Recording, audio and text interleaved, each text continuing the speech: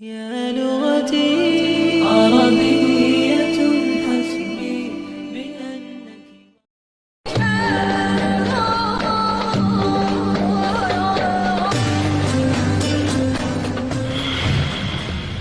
جس زمین پر ہم رہتے ہیں وہ ایک عام آدمی کے حجم کے مقابلے میں 20 ارب کھرب گنا بڑی ہے، جبکہ ہمارا سورج ہماری زمین سے 10 لاکھ گنا بڑا ہے۔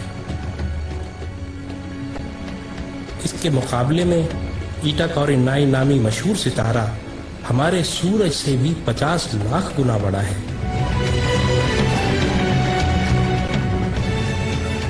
اس کے بعد بیٹل جوس نامی ستارے کا نمبر آتا ہے جو ہمارے سورج سے 30 کروڑ گنا بڑا ہے۔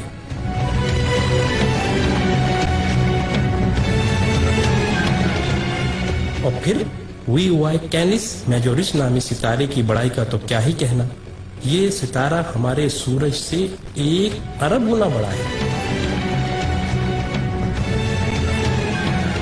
کیا آپ کو معلوم ہے کہ جس کہکشاں میں ہم رہتے ہیں اس کا نام ملکی وے ہے، اور ہماری صرف اس ایک کہکشاں میں ہمارے سورج جیسے 300 ارب سے زائد سورج موجود ہیں۔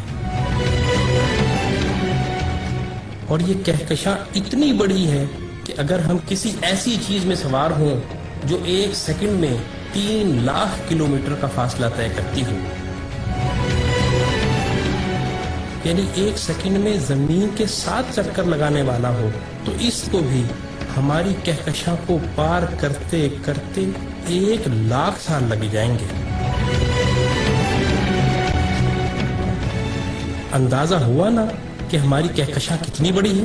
لیکن نہیں، آئیں ہم آپ کو اپنی پڑوسی کہکشاں میں لیے چلتے ہیں جس کا نام اینڈرومیڈا ہے۔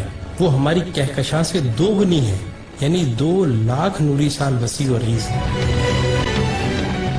لیکن یہ بھی چھوٹی ہے۔ M81 نامی کہکشاں ہماری کہکشاں سے 60 گنا بڑی ہے، جبکہ IC1011 نامی کہکشاں ہماری کہکشاں سے 600 گنا بڑی ہے۔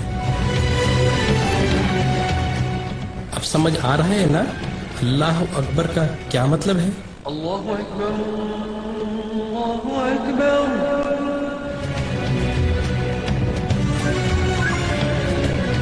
آئیں، ابھی یہ سلسلہ ختم نہیں ہوا۔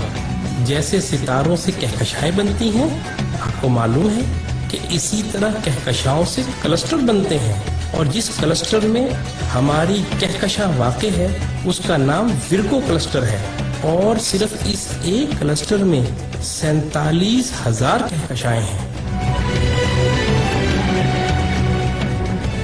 اور معاملہ ابھی یہیں ختم نہیں ہوا، کلسٹرز بھی آپس میں مل کر سپر کلسٹر بناتے ہیں، اور جس سپر کلسٹر میں ہم رہتے ہیں اس کا نام لوکل سپر کلسٹر ہے، اور اس سپر کلسٹر میں 100 کے قریب کلسٹر ہیں۔ اور اس سپر کلسٹر جیسے کم و بیش 1 کروڑ سپر کلسٹر ہماری کائنات میں موجود ہیں، جو ایک عظیم جال میں معمولی نقطوں کی مانند نظر آتے ہیں،